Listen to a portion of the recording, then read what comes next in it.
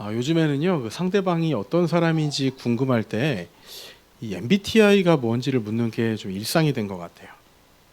그렇게 되기까지는 아마 이 질문이 좀 큰 역할을 하지 않았나라는 생각이 듭니다. 어떤 질문인지 아시죠? 뭐죠? 나 우울해서 빵 샀어.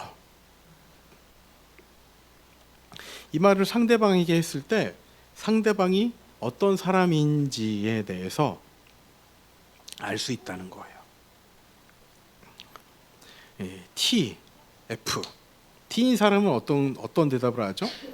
결정 방식이 어떤 좀 이렇게 사고형인 사람들이라고요. T가 이제 사고형이라고 합니다. 사고형인 사람들은 무엇에 관심이 있어요? 나 우울해서 빵 샀어라고 할 때 뭐에 관심을 가지죠? 어떤 빵을 샀는지를 이제 궁금해하는 것이죠. 그리고 반면에 F인 사람들, 감정형인 사람들은 어떤 것에 관심을 가지죠? 왜 우울해? 왜 우울해? 왜 우울한지에 대해서, 우울한 이유에 대해서 관심을 가지는 것이죠. 즉, 그 사람의 감정이 어떠한지에 관심을 가진다라는 겁니다.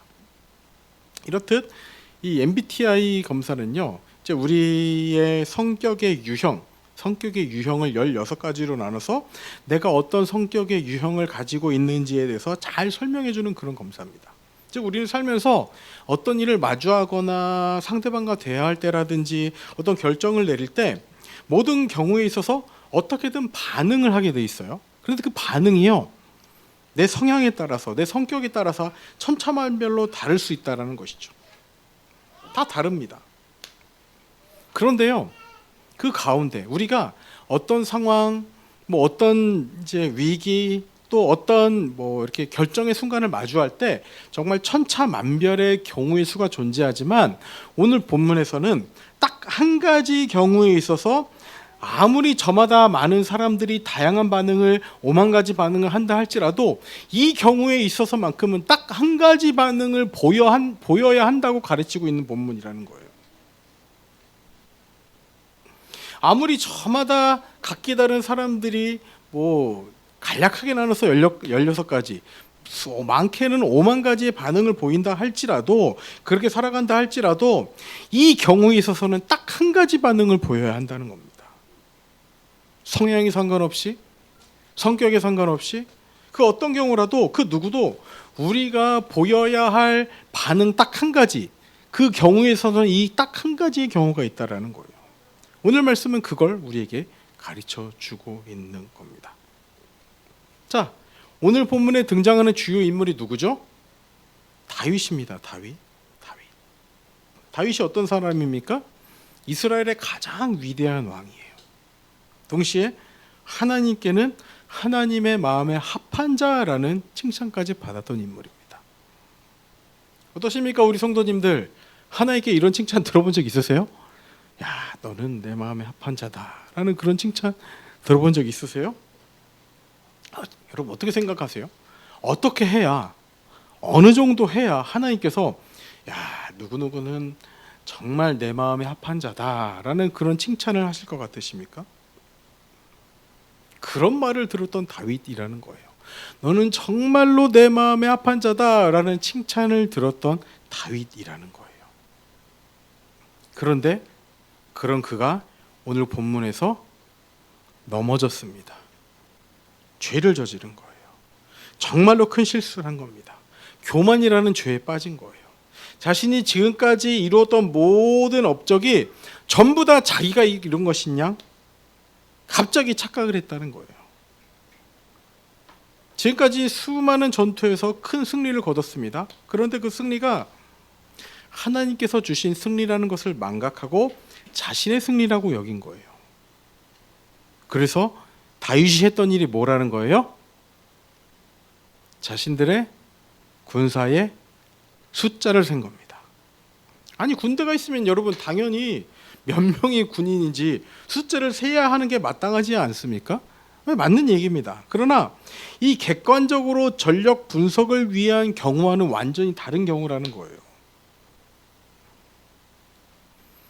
우리 군대가, 하나님께서 주시는 이 군대가 어느 정도의 전력을 가지고 있구나 분석하기 위해서가 아니라 내가 가진 이 군대는 내 것이니 자랑하고 싶어서 내가 중심이 된 그런 개수였다라는 거예요.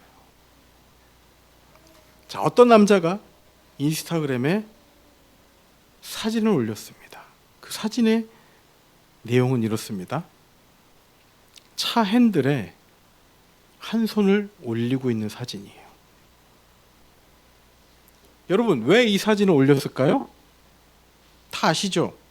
이 경우는 대부분이 어떤 경우입니까?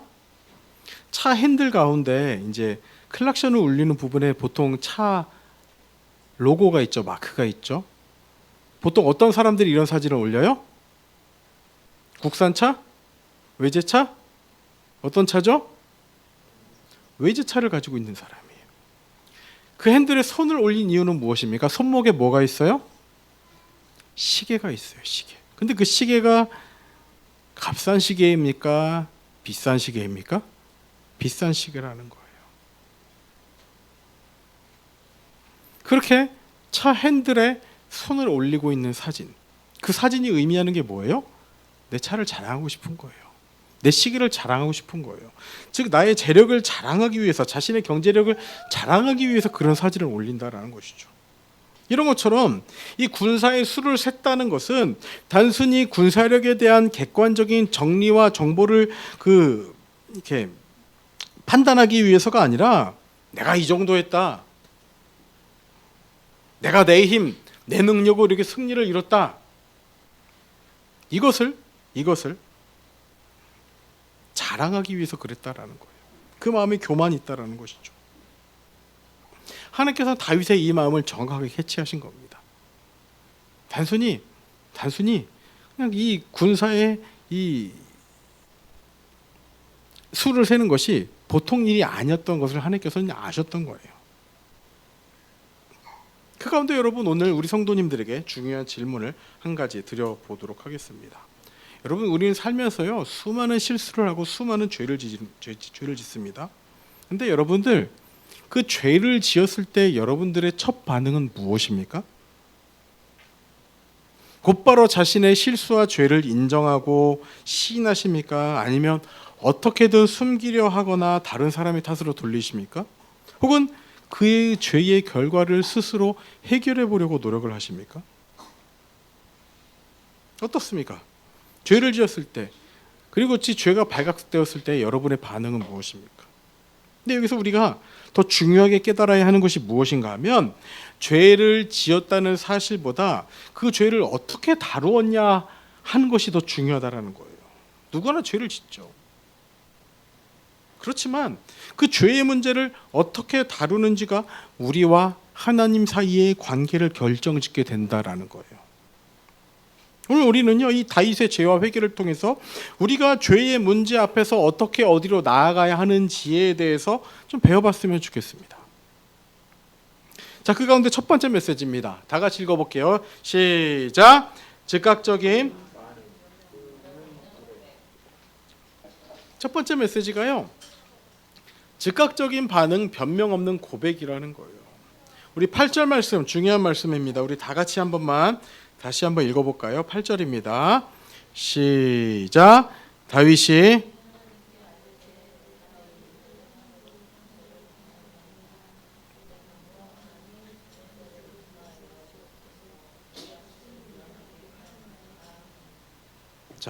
다윗이 하나님께 이렇게 기도하고 있는 겁니다. 내가 이 일을 행함으로 큰 죄를 범하였나이다. 큰 죄를 범하였나이다. 이제 간구하옵나니 종의 죄를 용서하여 주옵소서. 내가 심히 미련하게 행하였나이다라는 거예요. 정말 중요한 메시지입니다. 여러분, 오늘 솔직히 다른 메시지는 전할 게 없어요. 이게 전부입니다. 다윗이 잘못을 했습니다. 그리고 그것이 잘못인지 깨달았습니다. 그리고 곧바로 하나님께 회개했습니다. 이게 전부라는 거예요. 다윗의 성품, 성향, 성격 때문에 이렇게 즉각적인 반응을 보이는 게 아니라, 다윗은 그런 성향의 사람이야, 다윗은 그런 성격의 사람이야, 그 다윗의 성향 때문에 그런 것이 아니라 자신의 잘못이 보이면 그 잘못을 깨달았을 때 곧바로 하나님께 회개 자리로 나아갔다라는 거예요. 우리의 성격이 성향이 16가지 그것을 넘어서 5만 가지라고 해서 그 성격에 따라서 이 사람은 이렇게 해도 되고 저 사람은 저렇게 해도 된다는 것이 아니라 이 경우에 있어서는 내가 지은 죄를 깨달았을 때는 그 죄를 어떻게 해야 되는가? 곧바로 하나님께 나아가야 된다는 거예요. 여러분, 다윗은 MBTI가 T였을까요? F였을까요? 모르겠습니다. 이런 것들과 상관이 없다라는 거예요. 내 잘못이라는 것이 깨달아지면 회개하라는 겁니다. 회개해야 된다는 겁니다. 핑계대지 않고 다른 사람들에게 탓 돌리지 않고 내 방법으로 그 의도가 아니었다는 것을 증명하는 것이 아니라 회개했다라는 거예요, 여러분. 회개.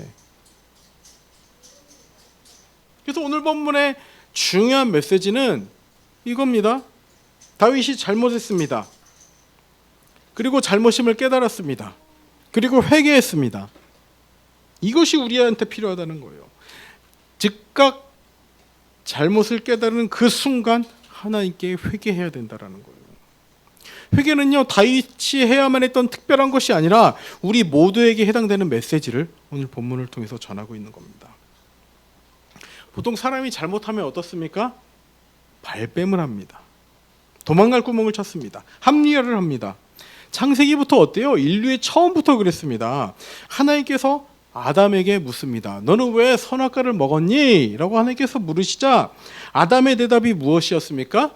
한번 우리 노란 부분만 읽어볼게요. 시작. 하나님이 주셔서 나와 함께 있게 하신 여자, 그가 먹게 했다라는 거예요. 아담은 자신의 죄를 시인하는 것이 아니라 그것을 누구 탓으로 돌리고 있는 거예요? 누구 탓으로 돌리고 있어요? 하나님 탓으로 돌리고 있는 거예요. 하와 탓도 아닙니다. 하나님이 주셔서 나와 함께 있게 한 그 여자가 좋습니다라고 하는 거예요. 여러분, 근데 그 아담이요, 처음엔 하와에게 무엇이라고 고백했습니까? 내 뭐 중에 뭐? 뭐였죠? 뼈 중에 뼈. 또 뭐였죠? 살 중에 살.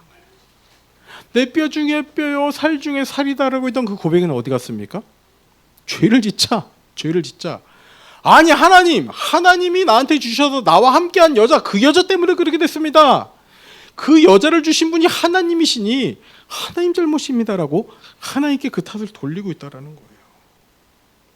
아담만 이렇습니까? 우리 모두가 그렇습니다. 잘못한 것이 발각되면 핑계댑니다.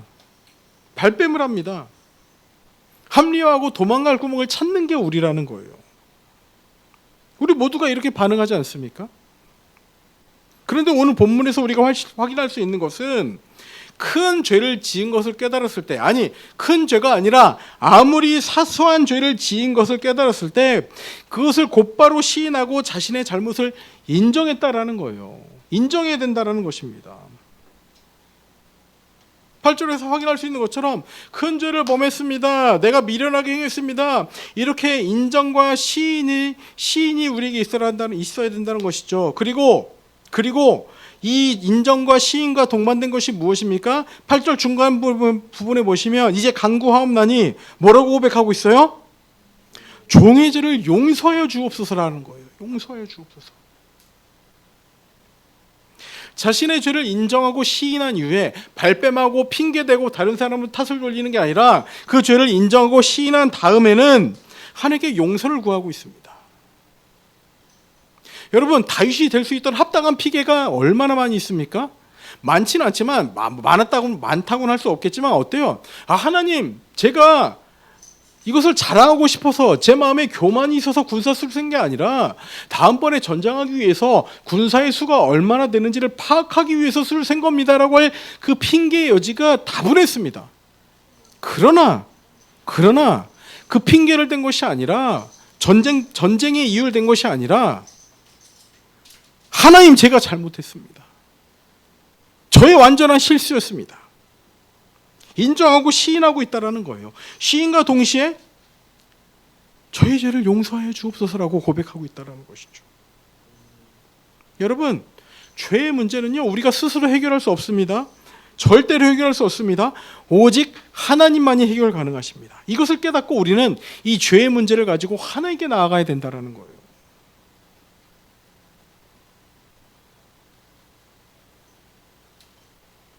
가운데 여러분 지금 우리의 상태가 어떻습니까? 우리 상황이 어떻습니까? 우리의 삶에 도저히 이해할 수 없는 일들이 가득합니다. 왜 어떻게 나에게 이런 일이 일어날 수 있는지에 대해서 정말로 의구심이 가득한 상태입니다. 그럴 때 정말 내가 이해할 수 없는 일이 가득할 때, 정말 납득할 수 없는 일이 나에게 일어나고 있을 때 우리가 가장 먼저 해야 될 일은 회개의 자리로 나가야 된다는 거예요. 어떻습니까 여러분? 이해할 수 없는 일 갖다 놓고서, 거기에 딱 갖다 놓고서 내가 밤새 이유 찾고 해결할 책을 찾아봐도 찾아집니까? 이 문제 왜 이렇지 아무리 내 머리로 싸잡아서 고민해봐도 그 답이 나옵니까? 절대로 나오지가 않는다라는 거예요. 해결의 가장 첫 시작은 회개라는 겁니다. 회개.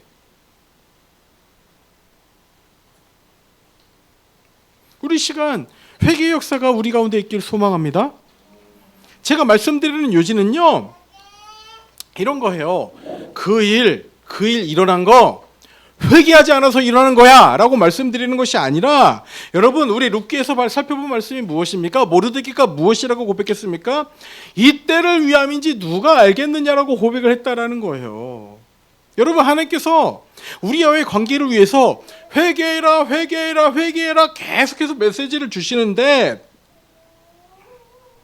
그것을 깨닫지 못하니 제발 그것을 깨달아라라고 우리에게 이러한 일들을 주시는 것이라면 여러분 어떻게 하시겠냐라는 겁니까? 계속해서 회개의 말씀을 우리에게 주시는데 우리가 깨닫지 못해서, 알아듣지 못해서 이해할 수 없는 일들을 우리에게 만약 주셨다라면 우리는 어떻게 해야겠느냐는 것이죠. 지금의 일들이 우리를 회개의 자리로 인도하게 하시는 하나님의 인도하심이 아닌가라는 물음에서 우리가 우리의 기도를, 즉 회개 기도를 시작해야 한다는 것입니다. 한번 여러분들의 삶을 고민해 보시기 바랍니다. 우리 앞에 놓여진 상황들을 진지하게 하나님 앞에 내려놓으시기 바랍니다. 하나님을 원망하기 전에, 하나님 탓하기 전에 정말로 진심의 회개를 드리며 나아간 적이 우리에게 있는가라는 고민을 우리가 해봐야 된다는 것이죠. 여러분, 회개가 없이는요 우리가 하나님 앞에서 그 어떤 시작도 할 수 없다라는 거예요. 꼭 명심하시기 바랍니다. 거룩하신 하나님 앞에 누가 서리요? 누가 능히 서리요? 회개가 없이는 절대 불가능하다라는 거예요. 회개하지 않고서는 절대로 하나님 앞에 설 수 없다라는 거예요. 이 정도 죄를 지은 사람이라면 하나님께서 너는 내 마음에 합한 자다라는 말씀을 허락하셨을까요? 그 평가를 허락하셨을까요? 이 말을 다윗이 들을 수 있었던 이유는요, 다윗이 정말로 흠이 없었던 사람이 아니라, 흠이 없었던 사람이기 때문이 아니라, 흠이 있음에도 불구하고 그 흠 있는 모습 그대로 하나님께 곧바로 즉시 나아갔다라는 거예요. 변명 없는 고백으로 나아갔다라는 거예요. 즉각적인 반응을 보였다라는 거예요. 명심하시기 바랍니다. 우리에게 가장 필요한 것은 여러분 회개입니다. 회개. 회개 없이는 하나님 앞에 나아갈 수 없는 존재라는 것을 우리가 잊지 마시기 바랍니다. 그러나 여러분, 살면서 회개가 쉽습니까? 회개하기가 정말 쉽습니까? 회개가 잘 됩니까? 그렇지가 않죠. 여러분, 정말로 어렵습니다. 회개가 잘 되지 않는 거예요. 그 이유가 무엇인가 하면 두 가지 이유입니다. 첫 번째는 내 죄된 본성이에요. 내 죄된 본성. 죄가 내 앞을 가로막기 때문에 회개가 되지 않습니다. 그 두 번째는요, 여러분 잘 들으시기 바랍니다. 하나님을 신뢰하지 않기 때문이에요. 여러분, 죄가 내 앞을 가로막고 있고 하나님을 신뢰하지 않기 때문에 우리는 회개가 제대로 되지 않는 거라는 거예요. 우리의 죄를 용서해 주시고 내가 어떤 모습으로 가든지 간에 나를 용납해 주시는 그런 하나님 앞에 대한, 하나님께 나아가는 것에 대한 신뢰가 없기 때문에 회개 자리가 어려운 거예요. 이런 경우가 있죠. 자녀 두 명이 싸웠습니다. 부모님이 보니까 둘 다 잘한 게 없어요. 둘 다 잘못했습니다. 저희 애들 얘기는 아니라고는 말할 수 없지만 아니에요. 둘 다 잘못했습니다. 그래서 이렇게 말하죠. 서로 사과해. 서로 사과해. 그럼 어떻게 합니까? 어떤 진심도 없이 동생에게 혹은 언니에게 미안해. 끝이라는 거예요. 왜요? 부모님이 보시기에는 둘 다 잘못했는데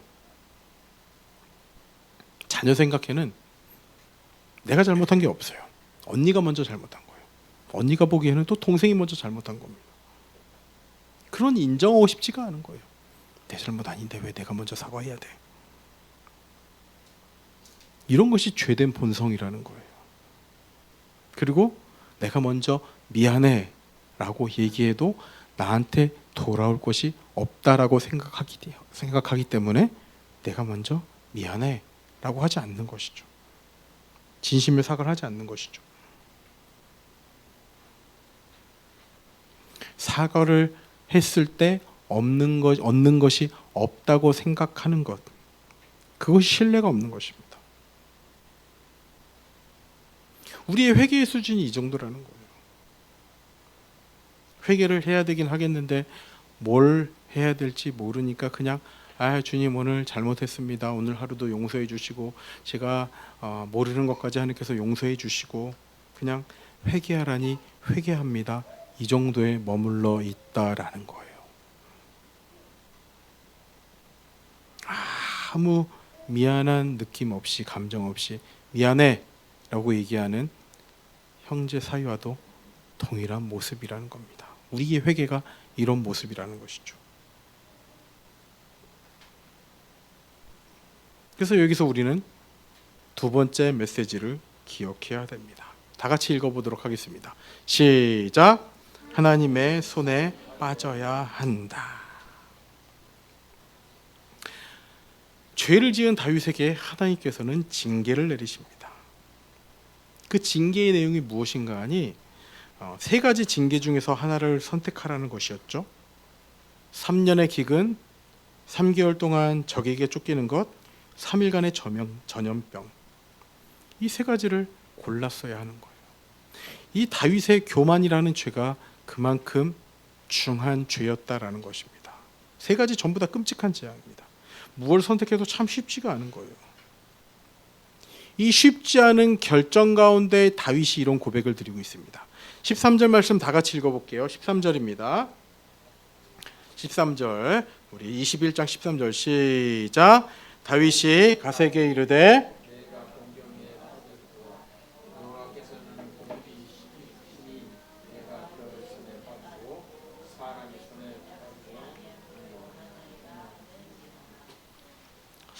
참 한글 성경에 좀 묘미가 있는 것 같아요. 내가 공경에 빠졌다. 이제 원어적인 의미로는 동일한 단어 쓰이지 않았습니다. 그렇지만 공경에 빠졌다. 그러나 이제 내가 그의 손에 빠지고 사람의 손에 빠지지 않기를 원한다. 공경에 빠졌는데 공경에서 이제 하나님의 손께 빠지기를 원한다라고 고백을 하고 있다는 거예요. 사람의 손에 빠지는 것이 아니라 하나님의 손에 빠지기를 원한다라는 고백을 하고 있는 것이죠. 이 고백의 의미가 무엇인가 하니 그 어떤 것을 선택해도 쉽지 않은 선택이자 공경에 빠진 선택인데 그래도 기댈 곳이 있다면 그것이 하나님의 긍휼이라는 거예요. 지금의 상황이 고통스럽지만 그래도 그 가운데 그의 손에 빠지는 하나님의 손에 빠지는 하나님의 긍휼을 바라본다라는 겁니다. 그러니까 지금 다윗은요, 제 죄의 대가를 치르되 죄값을 받는 중에도 하나님의 긍휼의 크심을 끝까지 붙들고 있다라는 거예요. 그 가운데서 또 하나님께서 긍휼을 보여주실 것을 우리가 기대하며 나아가고 있다라는 거예요. 그래서 하박국 선지자는 무엇이라고 고백하고 있습니까? 하박국서 3장 2절에 이런 말씀이 있는 거예요. 진노 중에라도 긍휼을 잊지 마옵소서. 진노 중에라도 긍휼을 잊지 마옵소서라고 고백을 하고 있는 겁니다. 여러분, 우리가 신앙생활하면서 가장 무서운 것이 무엇인지 아십니까? 십자가를 통과하지 않는 은혜를 외치고 있는 거예요. 괜찮습니다. 은혜 하나님이십니다. 그렇게 해도 괜찮습니다라고 하는 십자가를 통과하지 않는 은혜를 외칠 때가 가장 무서운 거예요. 죄의 대가는 전부 다 예수님께서 가져가 주셨기 때문에 우리는 마치 죄의 대가가 없는 것처럼 살지만 죄의 대가는 우리에게도 있었습니다, 여러분. 죄의 대가가 있었어요. 그러나 예수님이 가져가 주셨다고 고백을 하는 것입니다. 근데 그 사실을 망각하고 우리에게는 죄에 대한 대가가 없어라고 이야기하는 것이 가장 위험한 신앙생활이라는 거예요. 무조건 평강, 평화, 은혜만 외칠 때 그것은 잘못됐다라는 겁니다. 우리가 은혜를 말할 수 있는 이유는, 우리가 평강을 말할 수 있는 이유는 예수 그리스도께서 십자가를 통과하셨기 때문이라는 거예요. 예수 그리스도께서 그 죄의 대가를 이미 지셨기 때문이라는 겁니다. 그런데 이 죄의 대가는 완전히 없는 것처럼 이야기를 하고 무조건 평강이 임할지어다, 무조건 은혜가 임할지어다, 무조건 잘 될지어다 이야기하는 것은 잘못된 신앙생활이라는 거예요. 이 십자가의 핵심이 무엇입니까? 예수님께서 죄에 대한 대가를 치르셨다라는 거예요. 즉 나 죽고 너 살아라 하신 분께서 우리에게 그것을 말씀하심으로 말미암아 우리가 살아나게 됐다라는 겁니다. 그 감격과 감사를 알지 못하면 내가 저지른 죄에 대해서 회개가 나올 수 없다라는 것이죠.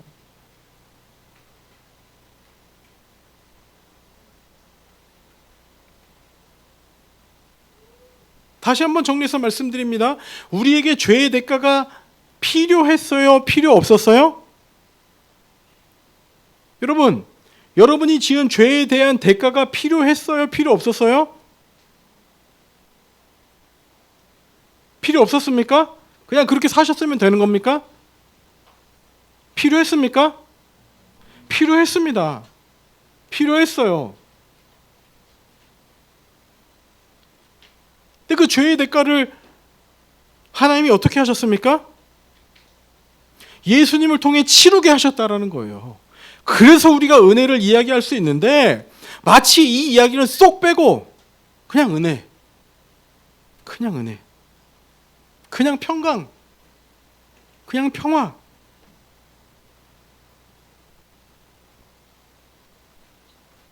이렇게 얘기하면 우리가 잘못됐다라는 겁니다. 여러분, 우리는 내가 졌어야만 하는 죄의 대가 앞에 서야 합니다. 그리고 그것을 예수님께서 가져가셨다고 고백하는 순간 그 죄로부터 자유하게 된 거예요. 그렇다면 여러분 그때 어떤 고백을 드릴 수 있겠습니까? 이것이 회개의 핵심이라는 겁니다. 나 죽고 너 살아라 하신 분의 그 귀한 감격과 은혜를 깨닫지 못하면 우리에게 회개는 없는 거예요. 진정한 회개는 없는 겁니다. 자, 한번 고민해 보시기 바랍니다. 여러분들이 지은 죄의 대가를 져야 한다면, 여러분 스스로가 여러분이 지은 죄에 대한 대가를 치러야 한다면 여러분 어떤 것이 가장 두려우시겠습니까? 어떤 것이 가장 두려울 것 같아요? 내가 지은 죄에 대해서 내가 대가를 치러야 돼요. 어떤 것이 가장 두려울 것 같으세요? 사람들의 시선? 사람들의 평판? 사람들과의 깨어질 관계? 그런 것들이 무서우십니까? 아니면 거룩하신 하나님과의 단절이 무서우십니까? 여러분 어떤 게 무서우세요? 내가 지은 죄에 대한 대가를 치를 때 내가 치러야 한다면 여러분 무엇이 가장 두려우시냐는 거예요. 사람들의 평판이나 관계가 깨어질 것이 무서우십니까? 아니면 하나님과의 단절이 두려우십니까? 여기서 다윗이 고백하는 하나님의 손에 빠져야 한다는 고백은 하나님과의 단절이 정말로 가장 끔찍한 것이기에 하나님의 손에만 소망이 있고 하나님의 손에만 회복이 있고 하나님의 손에만 심히 큰 긍휼이 있다라는 것을 깨달아야 한다는 겁니다. 우리 귀한 성도님들, 오늘 이 시간 이러한 깨달음과 은혜가 있길 소망합니다. 여기서 빠진다, 하나님의 손에 빠진다는 것은 영어 성경에 보시면 완전히 떨어진다라는 거예요. 여러분 어디 낭떠러지에서 떨어질 때 뭐 여러분들이 할 수 있는 게 있습니까? 없는 거예요. 아래서 구조 매트가 받쳐주든지 뭐 그런 방법이 없이는 살 방법이 없는 겁니다. 그러나 하나님의 손이 가장 완전한 구조 매트가 되어주셔서 우리를 받아주신다라는 거예요. 그렇게 내가 거기에 빠진다라는 거예요. 나의 통제권을 완전히 포기하고 그 대상에게 하나님께 나를 완전히 던진다라는 의미를 가지고 있는 겁니다.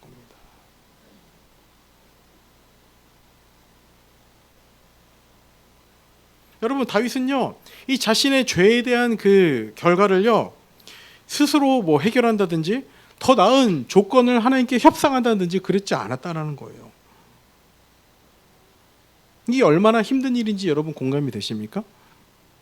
잘못했습니다. 제가 그 죄값 전부 다 치르겠습니다.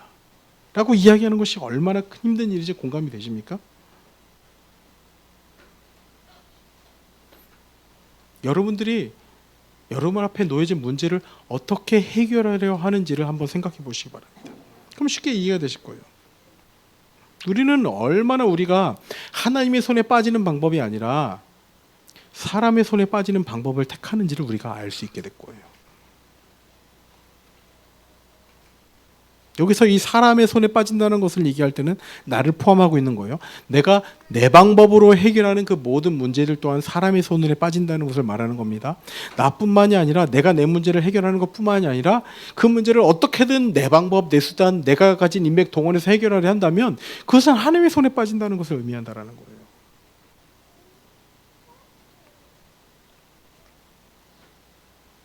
여러분 앞에 진정한 회개의 역사가 있길 소망합니다. 하나님과의 단절이 가장 두려운 우리가 되길 소망합니다. 근데 여러분 여기서 기억하실 게 있어요. 하나님의 손에 빠지는 것이 여러분 쉬울까요? 어려울까요? 어려워요. 왜 어려운가 하니 아픕니다. 아파요. 하나님께 빠지는 것은 우리에게 고통과 아픔이 수반되는 겁니다. 왜 그럴까요? 왜 그럴까요? 그 이유는 명확합니다. 우리는 수술이 필요한 존재라는 것을 인정하는 거예요. 자, 칼이 있습니다. 칼. 이 칼이 누구에게 있느냐에 따라서 참 다른 결과를 가져옵니다. 만약에 이 칼이 강도에게 있다면 여러분 어떻게 됩니까? 강도가 그냥 찌르면 죽는 거예요. 그러나 이 칼이 의사의 손에 있다면 어떻게 될까요? 비록 고통스럽지만 그 끝에는 회복과 치유가 있다라는 겁니다. 이와 같은 거예요. 우리에게 있는 고통은 하나님께서 우리를 수술하시기 위해서 칼을 든 것이라고 확신하시기 바랍니다. 나의 죄와 상처, 수치 가지고 사람에게 가지 마십시오. 나에게 집중하지 마십시오. 그것은 칼을 강도의 손에 맡기는 것과 마찬가지입니다. 하나님께 떨어지시기 바랍니다. 하나님의 손에 떨어지시기 바랍니다. 아프더라도 의사의 손에 나를 맡겨야 진정한 회복이 있는 겁니다. 우리의 의사 대신 우리 치료자 대신 예수 그리스도를 소망하며 나아가는 우리 모든 성도님들 되셨으면 좋겠습니다. 이제 말씀을 마무리하겠습니다. 오늘 말씀은 단순합니다. 하나님께 여러분 회개해야 됩니다. 그것이 하나님과의 관계의 가장 첫 번째 단계라는 거예요. 회개하지 않고서는 하나님과 어떤 관계도 맺을 수 없다라는 겁니다. 회개가 없이는 하나님 앞에 설 수조차 없습니다. 그리고 진정한 회개는요, 들켜서 어쩔 수 없이 하는 것이 아니라 하나님 앞에서의 나의 죄를 정직하게 인정하고 고백하는 것에서 시작된다는 거예요. 하나님, 제가 틀렸습니다. 하나님, 제가 어리석었습니다. 하나님, 저의 죄를 용서해 주십시오. 아울러 나의 죄의 문제를 오직 예수 그리스도께서 해결해 주셨음을 진정으로 고백하시기 바랍니다. 오늘의 이 말씀이 우리 성도님들이 하나님과의 관계를 회복하는 첫 번째 단계이길 소망합니다. 그 첫걸음이길 소망합니다. 그래서 오늘 이 8절과 13절 말씀이 진정한 우리의 고백이 됐으면 좋겠는 거예요. 오늘 8절 말씀 자막으로 띄워놨습니다. 우리 노란 부분과 함께 우리 기도하는 마음으로 이것이 내 기도다, 이것이 내 회개다 하는 마음으로 함께 읽어보도록 하겠습니다. 노란 부분을 읽습니다. 시작. 내가 이 일을 행함으로 큰 죄를 범하였나이다. 이제 간구하옵나니 종의 죄를 용서하여 주옵소서. 한 번 더 읽습니다. 내가 이 일을 행함으로 큰 죄를 범하였나이다. 이제 간구하옵나니 종의 죄를 용서하여 주옵소서. 13절도 마찬가지입니다. 노란 부분 읽습니다. 시작. 내가 공경에 빠졌도다. 여호와께서는 긍휼이 심히 크시니 내가 그의 손에 빠지고 사람의 손에 빠지지 아니기를 원하나이다. 내 고백되기 원합니다. 공경에 빠진 여러분들, 이 고백이 우리의 진정한 고백이 되기 원합니다. 13절 말씀 마지막으로 한 번만 더 읽도록 하겠습니다. 시작. 내가 공경에 빠졌도다. 여호와께서는 긍휼이 심히 크시니 내가 그의 손에 빠지고 사람의 손에 빠지지 아니하기를 원하나이다. 우리 시간 함께 기도하도록 하겠습니다.